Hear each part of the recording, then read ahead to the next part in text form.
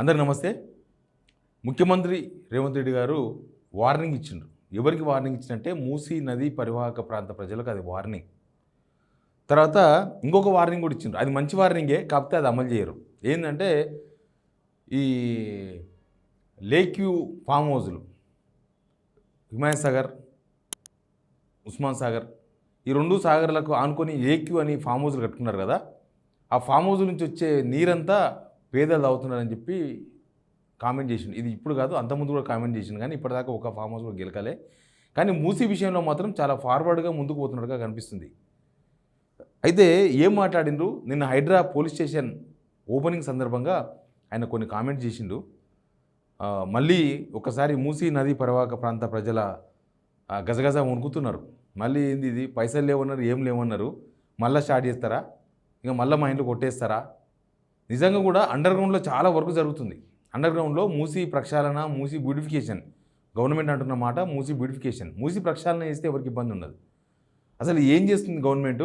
నిన్న రేవంత్ రెడ్డి వ్యాఖ్యలను ఏ విధంగా చూడాలి, పైసలు లేకపోయినా గవర్నమెంట్ ఎట్లా చేస్తుంది, ఇవన్నీ అంశాలు మీద మాట్లాడదాం. మాట్లాడకన్నా ముందు ఈ వీడియో చూస్తున్న మీకు అందరికీ థ్యాంక్స్. సబ్స్క్రైబ్ చేసుకున్న వాళ్ళు సబ్స్క్రైబ్ చేసుకోండి, కొత్తగా చూస్తున్న వాళ్ళైతే.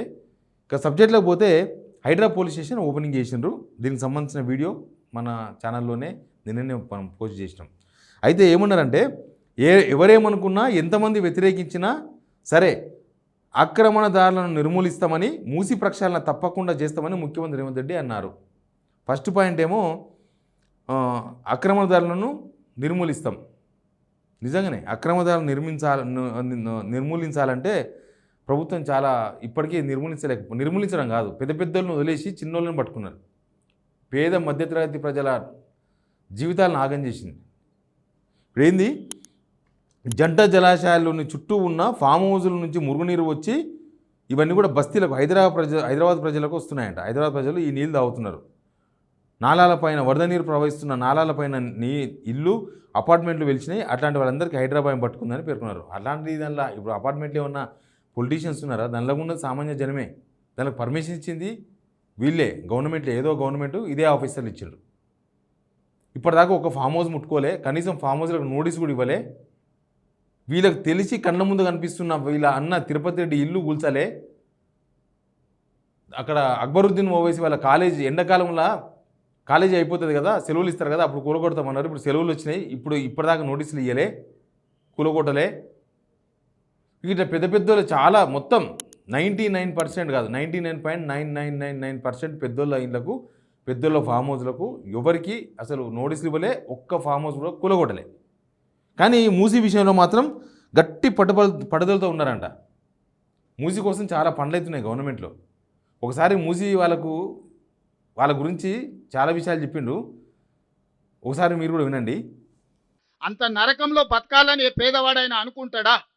ఈరోజు నేను అసెంబ్లీలో అడిగిన ప్రతిపక్షాలు, ఆ మూసీలో నివసిస్తున్న వాళ్ళకి ఏమి ఇద్దామో చెప్పండి. 5 లక్షలు ఇద్దామా, 10 లక్షలు ఇద్దామా, డబుల్ బెడ్రూమ్ ఇల్లు ఇద్దామా, 120 గజాల ప్లాట్ ఇద్దామా, ఇందిరమ్మ ఇల్లు ఇద్దామా?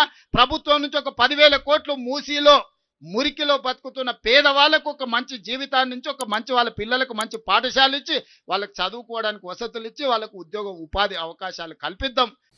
ఏమన్నారు రేవంత్ రెడ్డి గారు? మురికిలో ఉండాలని ఎవరైనా కోరుకుంటారా? మురికిలో జీవించాలే, దోమల బాధలు పడాలని ఎవరైనా కోరుకుంటారా? అక్కడ వాళ్ళకి మంచి జీవితం ఇవ్వాలి. 5 లక్షలు ఇవ్వాలన్నా, 10 లక్షలు ఇవ్వాలన్నా, 120 గజాల జాగా ఇవ్వాలన్నా, 400 ఎస్ఎఫ్టీ ఫ్లాట్ ఇవ్వాలన్నా, 400 ఎస్ఎఫ్టీ అంటే సింగిల్ బెడ్రూమ్ ఫ్లాట్, ఇందిరమ్మ ఇల్లు అంతే ఉంటుంది, ఇందిరమ్మ ఇల్లు ఇవ్వాలన్నా అనేది మాట. దీనికి ప్రతిపక్షాలు అడ్డుకుంటున్నాయి అనేది రేవంత్ రెడ్డి గారు చేసిన కామెంట్. అదేదో ఆ మూసీ పరివాహక ప్రాంత ప్రజలతో అవగాహన సదస్సులు ఏర్పాటు చేసి వాళ్ళకే చెప్పొచ్చు కదా. ఎందుకంటే మూసీ నది పరివాహక ప్రాంతం ప్రజల్లో కేవలం ఆ స్లమ్ ఏరియాలకు ఉన్న దానిలో ఉన్న వాళ్ళే కాదు, వీళ్ళ ప్లాన్ వేరే ఉంది. వీళ్ళు మూసీ ప్రక్షాళన అంటలేరు, మూసీ బ్యూటిఫికేషన్ అంటున్నారు. అక్కడనే ప్రాబ్లం వచ్చింది. ఇప్పుడు దాని గురించి చాలా సర్వేలు జరుగుతున్నాయి.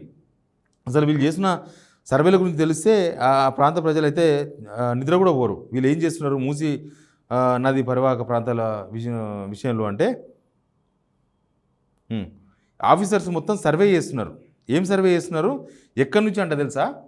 ఆ జంట జలాశయాలు అక్కడి నుంచి స్టార్ట్ చేస్తే గౌరెల్లి వరకు ఈస్టులా మొత్తం 55 కిలోమీటర్లు మొత్తం సరిహద్దులు మూసీ నది పరివాహక సరిహద్దులు నిర్ధారించే ప్రక్రియ చేస్తున్నారంట.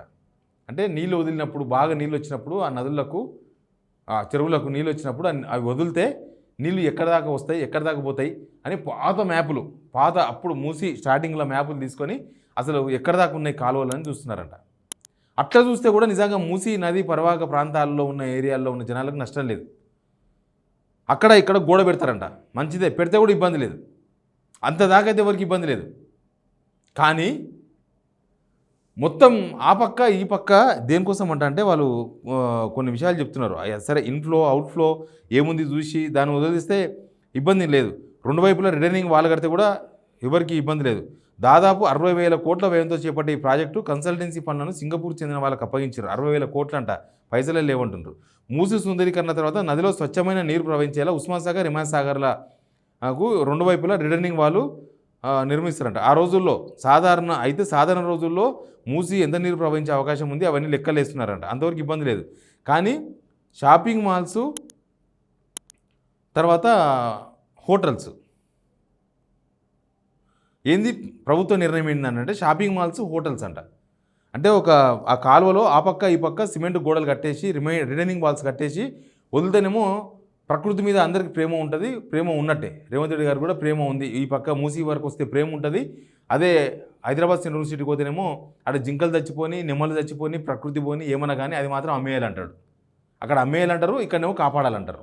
ఒకటే మనిషి, ఒకటే ప్రభుత్వాలు ఏం మారాలి అప్పటికిప్పటికి 2 నెలల టైంకు ఇప్పటికి. కానీ ఏం కడతారంట వీళ్ళు, మూసీ నది ప్రవాహక ప్రాంతాల్లో షాపింగ్ మాల్స్, హోటల్స్, పీపుల్స్ ప్లాజాలు, సైకిల్ ట్రాక్లు, గ్రీన్వేలు, హాకర్ జోన్లు, తర్వాత వంతెనలు, వినోద పర్యాటక ప్రాంతాలు, క్రీడా సౌకర్యాలు, పార్కింగ్ ప్రాంతాలు, వాణిజ్య రిటైల్ స్థలాలు, ఆతిథ్య మౌలిక సదుపాయాలు కల్పించేందుకు ప్రభుత్వం నిర్ణయించింది. ఈ ప్రాజెక్టు పూర్తయితే హైదరాబాద్ నగర రూపురేఖలు మారిపోతాయని ప్రభుత్వ అధికారులు చెప్తున్నారు. దీనికి అర్థమైంది, ఓన్లీ రిటర్నింగ్ వాల్స్ కట్టడం కాదు, ఇవన్నీ నిర్మించాలంటే ఆ పక్క 1/2 కిలోమీటరు, ఈ పక్క ఒక 1/2 కిలోమీటర్, ఆ పక్క 1/2 కిలోమీటర్, ఈ పక్క 1/2 కిలోమీటర్ స్లమ్ ఏరియా కాదు, అది స్లమ్ ఏరియా కాదు, మంచి మంచి ఇళ్ళు ఉంటాయి. మధ్యతరగతి జనం, పేద మధ్యతరగతి జనం వాళ్ళ రక్తంతో కట్టుకున్న ఇండ్లవి, వాళ్ళ చెమటతో కట్టుకున్న ఇండ్లవి. ఇటువైపు సాఫ్ట్వేర్ ఇంజనీర్లు ఉంటారు, అత్తాపూర్ ఏరియా వైపు, సన్ సిటీ ఏరియా వైపు. ఇటువైపు ఏమో చిన్న చిన్న వ్యాపారస్తులు. ఇంకా మా లైఫ్ సెటిల్ అవుతుంది, ఇంకా మేము కష్టపడుతున్నాం, చాలామంది స్టేలు తెచ్చుకున్నారు ఈ బాధకే, అయినా సరే మేము చేస్తామంటున్నారు. అవన్నీ వాళ్ళు కష్టపడి కట్టుకున్న ఇండ్లు, అవి నది గర్భంలో లేవు.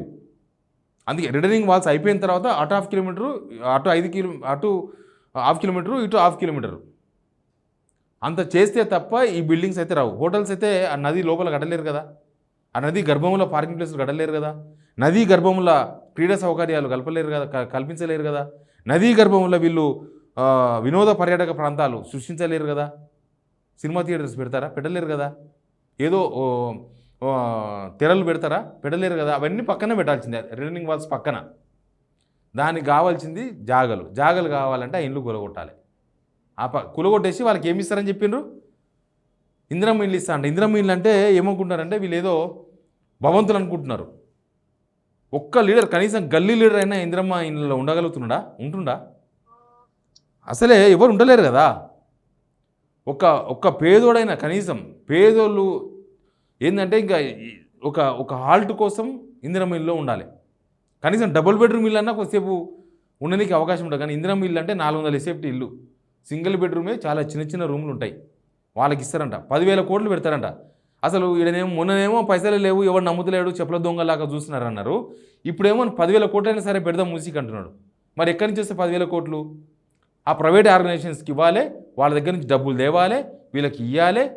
ఇంకా దానిలో ఏమేం చేస్తారో, ఎవరెవరు వాటా ఎంతనో తెలియదు. అన్ని విషయాలు కొట్లాడతారు. మూసీ కాడికి వచ్చే వరకు కొంతమంది అయితే ఫుల్ సపోర్ట్ చేసేస్తారు, మూసీ ప్రక్షాళనకు కాదు, మూసీ సుందరీకరణకు. ఇక్కడ రైతులకి ఎనికే పైసలు లేవు, రైతు బంధుకు, రైతు భరోసాకు. ఇప్పుడు వడ్లు కొట్టలేరు, వడ్లన్నీ వానలు దర్చిపోతున్నాయి. అసలు లారీలే వస్తలేవు, ఎత్తుకున్న తోడే లేడు, దిక్కు లేదు. బోనస్ ఇస్తామన్నారు. అసలు చాలామంది మధ్యవర్తులకు అమ్ముకుంటున్నారు, వ్యాపారస్తులకు అమ్ముకుంటున్నారు. బోనస్ కూడా రాదని ఆశ చంపుకొని, ఫీజు రియంబర్స్మెంట్ లేక డిగ్రీ పరీక్షలు మేము నిర్వహించలేమని చెప్పి డిగ్రీ కాలేజీల వాళ్ళు బైకాట్ చేస్తున్నారు. రేపు 14వ తేదీ నుంచి ఎగ్జామ్స్ బైకాట్ చేస్తామని ప్రకటించారు. ఫీజు రియంబర్స్మెంట్ దేనికి పైసలు లేవు. కానీ ఇప్పుడు అర్జెంటుగా ఇవన్నీ కూలగొట్టాలంటే 10,000 కోట్లు ఇవ్వాలి. 10,000 కోట్లు దేనికి సరిపోతాయి? మీరు కూలగొట్టే వాల్యూవే 10,000 కోట్ల కన్నా ఎక్కువ ఇండ్లు.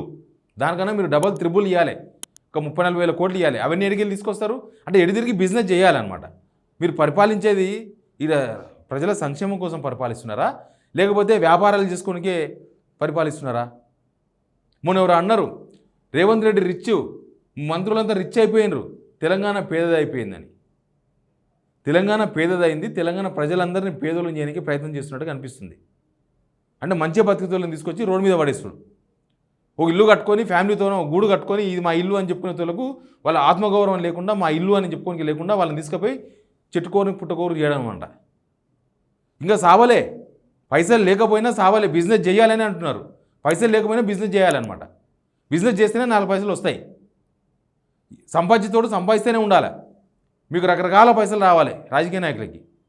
ఆ సంపాదించేతోడు సొంతంగా రెక్కలు ముక్కలు చేసుకొని కష్టపడేతోళ్ళకి మాత్రం రోడ్డు మీద పడేయాలి. దీని మీద పబ్లిక్ ఒపీనియన్ తీసుకోండి. అసలు ముందు గవర్నమెంట్ ఆడికి పోయి చెప్పండి ఒకసారి, మీకు డబుల్ బెడ్రూమ్లు ఇస్తామని చెప్పండి, చూద్దాం ఎవరికి చెప్తారో. చూసారు కదా అప్పుడు పోతే ఏమైందో. అప్పటి నుంచి డ్రోన్లతో సర్వే చేస్తున్నాడు. డ్రోన్లు డైరెక్ట్ పోతే జనాలు ఇబ్బంది పెడతారని డ్రోన్లతోన, అది రాత్రిపూట సర్వేలు. అందంగా దొంగతనంగా సర్వేలు చేసి డెవలప్మెంట్ ఎవరి కోసం, ఎందుకోసం, దేనికోసం, ఎవరు బాగుపడికే. పర్యాటకం డెవలప్మెంట్ చేయాలంటే హైదరాబాద్లో మస్తు ప్లేస్లు ఉన్నాయి. హుస్సేన్ సాగర్ చుట్టూ చేసుకోండి. ఆడ జంట జలాశయాలు కదా వాడి చుట్టూ చేయండి. గండిపేట మీ అన్న వాళ్ళ ఇల్లు గులగొట్టేసి అక్కడ చేయండి, దాని చుట్టూ చేయండి. తిరుపతి రెడ్డి వాళ్ళ ఇల్లు ఆ పక్కన కొన్ని ఇల్లు ఉన్నాయి, 100 ఇల్లు ఉన్నాయి, అవన్నీ గులగొట్టేసేయండి. మరి అవన్నీ పెద్ద పెద్దోళ్ళ ఇల్లు కాబట్టి ఆడికి పోరు ఎవరు. నోటీసులు ఇచ్చేసి హైకోర్టు స్టే ఇచ్చిన దాకా ఆగి మా చేతులు ఏదో వదిలేసారు. హైదరాబాద్ పోలీస్ స్టేషన్ ఓపెన్ చేసింది జనం డబ్బులతోనే. ఇప్పుడైనా జనాల కోసం పనిచేయని. ఇప్పుడు కూడా ఎక్స్క్లూజివ్గా పేదోళ్ళ మీద, ఎక్స్క్లూజివ్ మీద మధ్యరకం జనాల మీద పడకుండా. అసలు మూసీకి హైడ్రాకి సంబంధం లేదు, మున్సిపల్ డిపార్ట్మెంట్ చూస్తూ అంటారు, హైడ్రా పోలీస్ కూడా మాట్లాడిండ్రు. అసలు ఒక్క మాటకు పొందడం లేదు వీళ్ళు మాట్లాడే మాటలు. చూద్దాం ఏం జరుగుతుందో. కానీ వ్యవహారం అయితే ప్లానింగ్ అయితే చాలా పెద్దగా ఉంది. గవర్నమెంట్తో డబ్బులు లేకపోయినా ప్రైవేట్ వాళ్ళతో డబ్బులు పెట్టించేసి వ్యాపారం, ఇది పత్తి వ్యాపారం. అట్లే ఉన్నది కథ ఇది. Please subscribe signal TV.